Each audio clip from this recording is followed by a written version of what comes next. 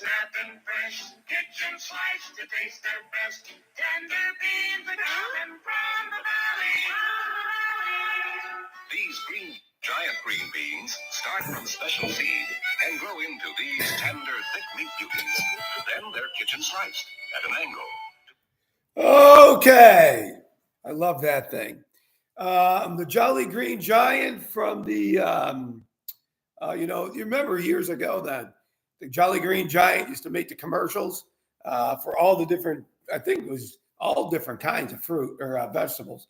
I thought it would be fun tonight because it is the start of our growing season. And that's exactly, yes, I'm wearing the Jolly Green Giant suit. I am. Yes. Yeah, exactly. They should be, Ken. They should be. So anyways, welcome to the Tannat Show. I'm your host, Howard O'Brien. I'll be with you every Thursday for 10 beautiful minutes. Thanks for tuning in. And I'm the Jolly Green Giant because the growing season is in full boot.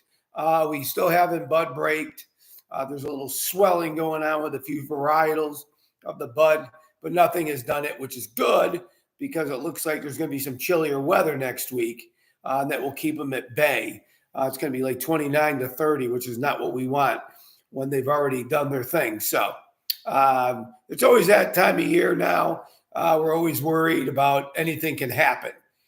Anything can happen. So, but ours are still tight and nothing will be affected if it does get cold next week. I believe it's going to be down. I thought I saw 29 and 30 our way, which is not what we want at all this time of year. And I hope the peaches next door and the apples aren't affected too much like they have been for the last couple of years of this frost. So hopefully they will not be as affected this year.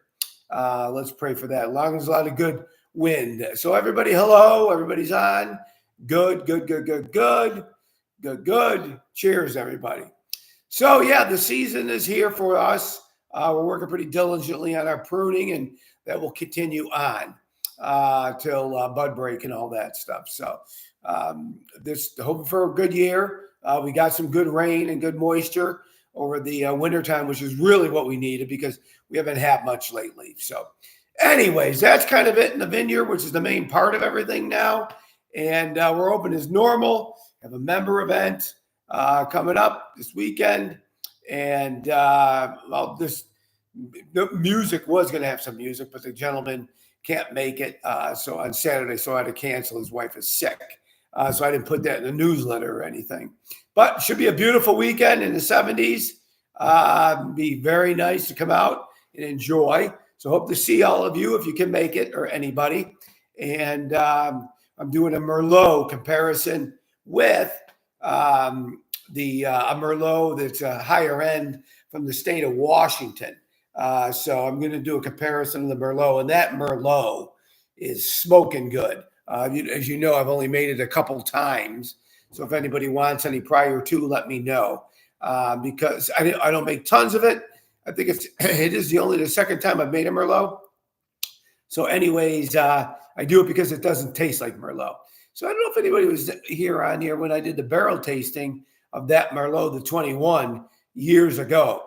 And they said you should bottle it too, whoever else was down there, and I don't recall. But anyways, that's kind of what's happening at Chateau O'Brien. Anyways, so what we're going to do tonight is something that happens at the winery or related to the winery, my staff and all that. And somebody came in, when was it? Monday maybe or Sunday last week.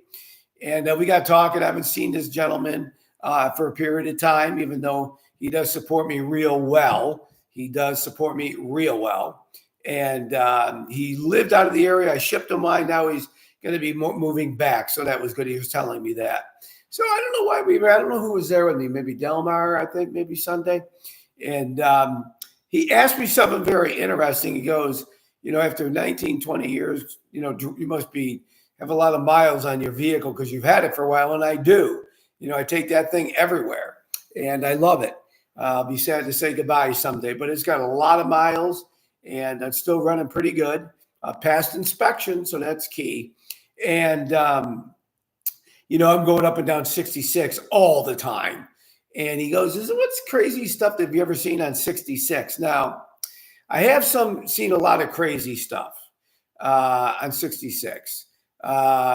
Just weird things. Also things that are being taken down 66, from anywhere from the Hooters bus to Hawaiian Tropic bus, parts of airplanes, mining equipment that is massive, half houses, part of the shuttle one time I saw, airplane parts, you name it, that's going up and down 66. But there's only been a few times that it was really bad. And one of them was when that truck jackknifed and all the peas came out of the truck and it shut down the highway 66 for a long time. But I avoided that, thank God. And there was no casualties at all. And, other crazy things have happened when I'm driving. But this one was a good, scary, but a good one. Peas, man. Rich, they had to shut down the whole road because of frozen peas for 4 hours. The tractor trailer jackknifed because somebody cut him off on 66 and it blocked the whole road. But the peas went all over the place. And it was just crazy. I mean, it was shut down for 4 hours, but I was able to get off in the marshal exit and avoid that. But this happened, the one I want to tell the story about, it happened when I was driving and I was going to the winery. I think it was during the week because I was by myself that day. So I remember that. So I was driving down and, there's a lot of idiot drivers out there, as we all know. So I've seen enough on 66 or everywhere we go. But I'm driving and I see this, it wasn't a big car, swerving like from one side to another. And then it would and this went on for like 2 miles, or actually went on for more than that. And, I'm thinking the person may be drunk still from the night before. You don't know, you know what I mean? And it's just all over the road. I thought several times this thing was going to go in the medium and crash big time. So I started coming, when you come down 66 West, I start putting my blinker on to go to my exit. And that's a long lead time. The car swerved over to the getting off. Now it started to slow down to a trickle. So I'm really behind it.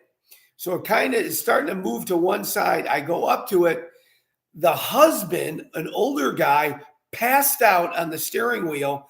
The wife in the passenger seat is holding the steering wheel and trying to get to the brake, but she couldn't because of the way the car was. So I slammed on my brakes.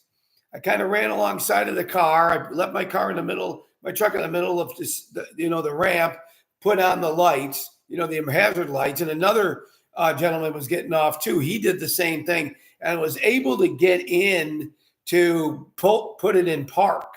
And he was out like a light bulb. I don't know if he had a heart attack or not, but the gentleman called 911 and they came pretty quickly.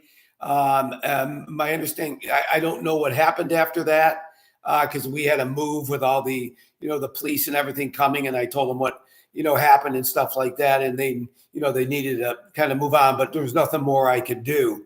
They were working on him and the people that were there. So, I hope he ended up okay. But his wife said he passed out like a couple miles back.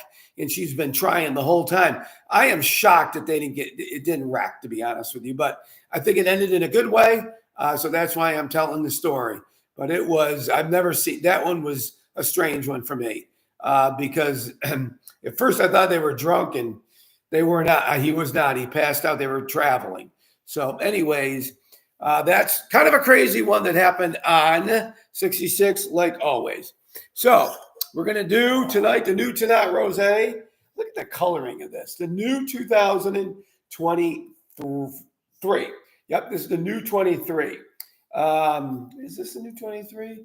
I can't remember. It's a new 23. I think it is a new 20. Yeah, it's a new 23. So this here is very dark, as you know. I'm one of the only ones that does it in the United States. As of now, I'm told by my staff, I'm the only one that does it. And we got the idea in, Uruguay with my good friends at Corral Brothers, me and Judy. one of the better wineries down there. And I thought it was a Pinot Noir. Really? Really? Wow. Very dark. I love this new one. If you haven't had the new one, come and try it. I released it last weekend. The new North Point Rosé, the Provence style, and the new Tannat. Tons of cherry.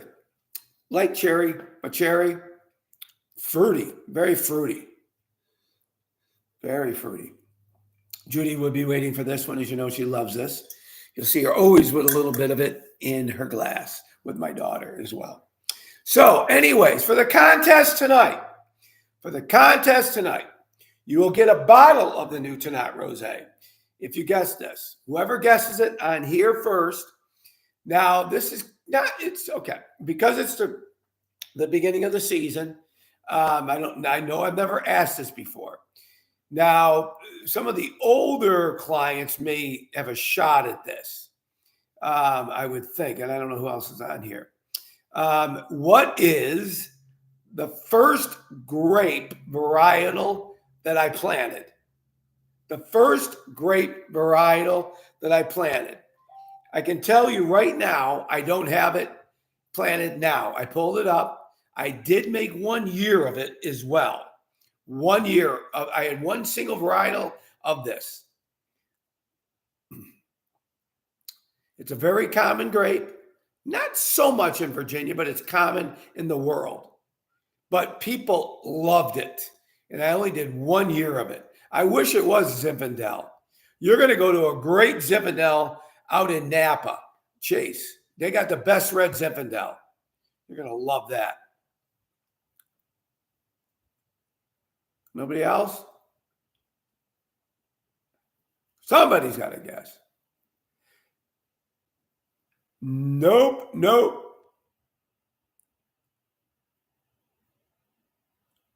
but that's just, I did grow Pinot Grigio at one time too. Nope. Riesling. Nope.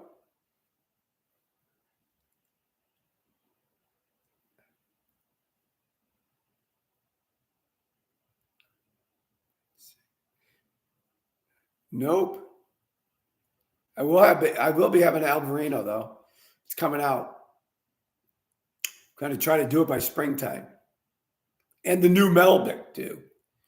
Finally, we got another thing about it. You got it. It's Syrah. I did a Syrah. I did 1 year of Syrah, and it did unbelievably well.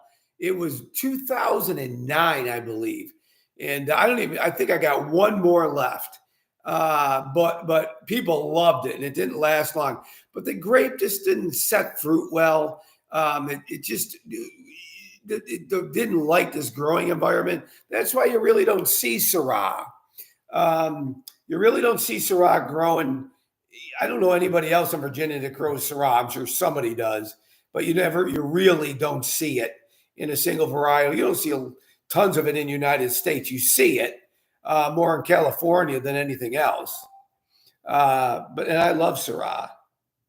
But anyways, that's kind of that. I'm trying to think. Yeah, Syrah. It was good. Deb, did you have it? It's good. Yeah, I wonder if, Deb, you may have had, do you remember the Syrah, the Riveras? I'm not sure.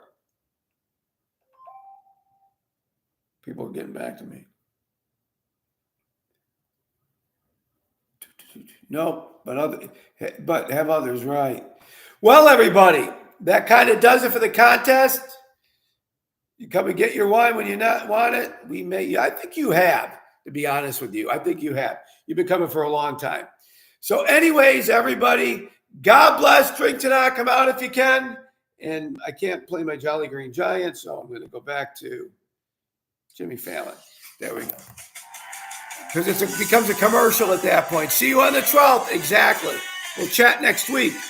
Everybody, God bless. Drink tonight.